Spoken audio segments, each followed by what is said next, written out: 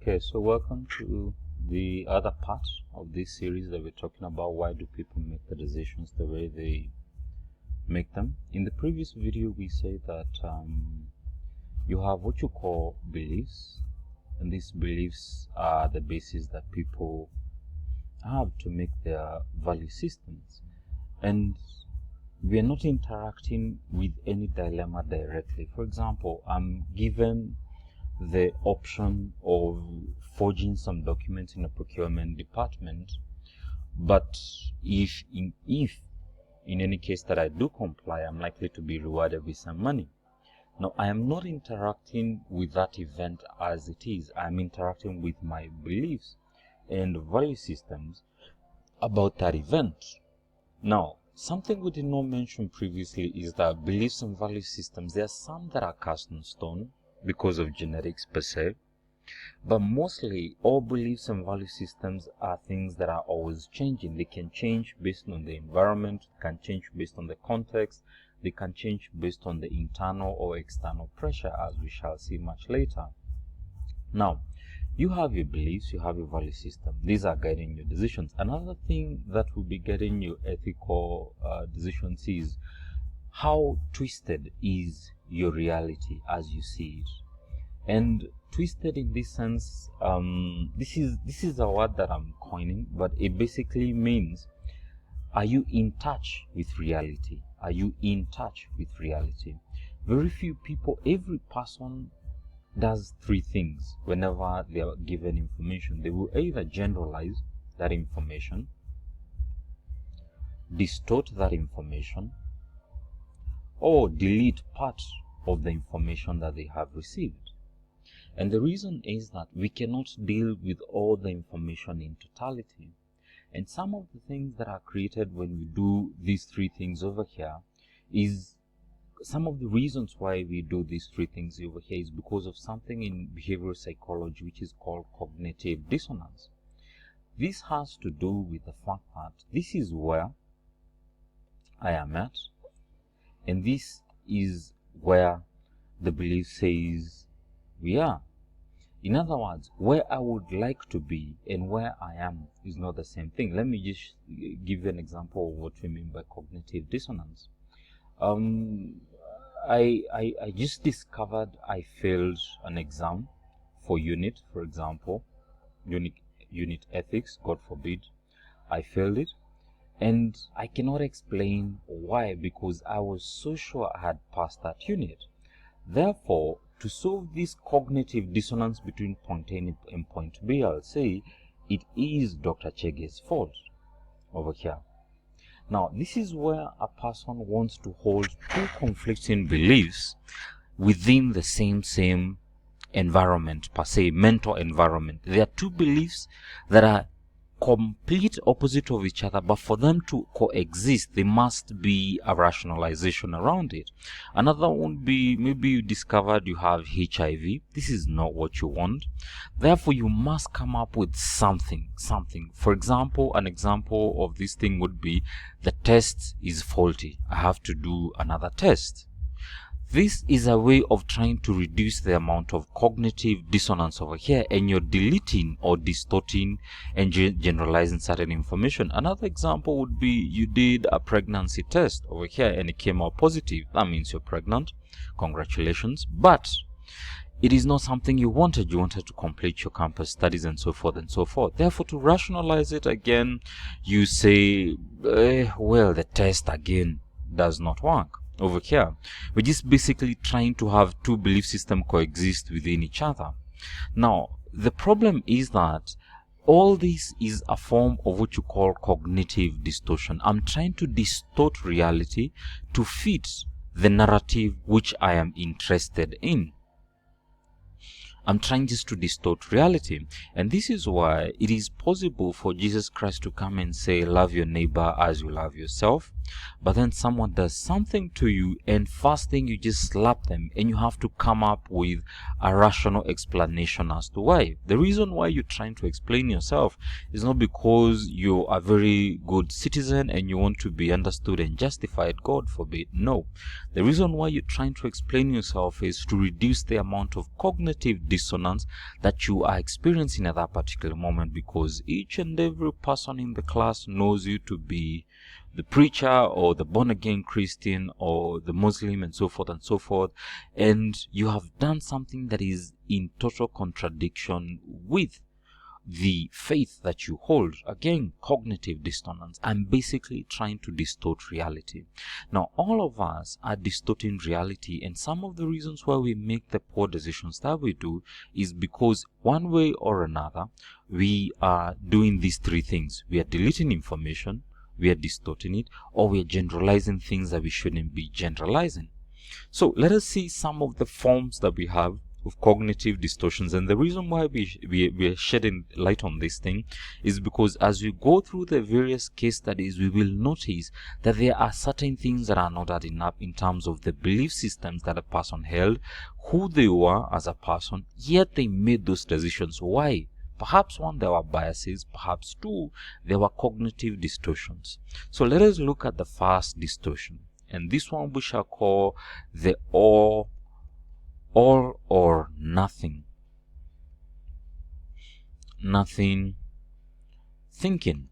So this is basically where you see things in black and white, and if a situation falls short of perfect, you see it as a total failure. A person who has this all or nothing has to be caught between extremes of Y and Z. It is either it is a success or a failure. There is never a moment where this person can rationalize them being in between over here. Now, let me just see an example of what this can be. Let's assume that I decided to go on a diet, and I had gone perfectly well for the last 2 years. I've stuck to that diet. Then one day I cheated and I ate a lot of cake, and I felt so guilty and crappy about it. The reason why I'll be feeling crappy about it is because I think I have blown my diet completely, and I'll go back to who I was. That is an all or nothing thinking. In reality, it is a very simple mistake which was made at one point, and it does not mean that the whole thing has gone to waste. It just basically means you correct and continue with what you are doing. But a person who's suffering from an all or nothing thing would just throw it and just go back to who they were before. Another example would be, let's assume I'm trying to quit alcohol or smoking and have been straight for the last 10 years. Then one time I was too stressed and I got triggered and I went back to alcohol. Now again, a person with an all or nothing thinking will assume I am back to who I was, and they'll just drink themselves silly because of that. Now, that is one type of thinking. The other one is what we call overgeneralization. And overgeneralization, this is where you see a single event and you summarize the whole spectrum of subsequent events as this one event. Now, let me give an example. You went and approached a girl that you liked, and she rejected you over here. Now, if you're not careful, you will assume this rejection and you will project it over all the other women who are there. This is a form of a generalization. Let us even take it further in the same relationship setting. Assume that at some point a person was unfaithful to you. Now, and let us even assume 2 or 3 times they were unfaithful to you. Now, the problem is, this is not a statistically significant event to come up with a belief system of all men are cheaters or all women are cheaters, as it were.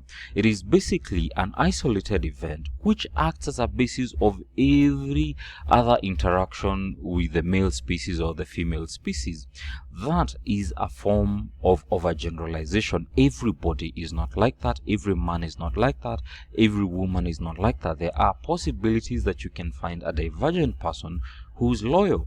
But because we assume it is so, we come up with things as Canairo, we come up with State Taliban, with the character development, and so forth and so forth. And all these things are forms of overgeneralization. We are taking small bits of data and we're projecting this on all the other. For example, if we were to estimate, and this we did mention last time. Okay, let me just ignore that for now. Let us go to the third cognitive distortion. This is called the mental filter. And in the mental filter, this is basically where you pick a single negative event and you dwell on it exclusively, so that all vision that you see is darkened. In other words, a person can come and tell you, oh, but I like your jacket, I like how your outfit fits, and so forth, and you pick one thing which is off about that jacket. Maybe a button is off or the zip is not working fine, and you will ignore all the positive feedback that you have received and say, it is a bad jacket. That is where you are using what you call a mental filter, as it were. And this has happened to us in many ways than not, where you compliment someone and they always come up with a way of self-deprecating or discounting the compliment that you gave them. That is a mental filter.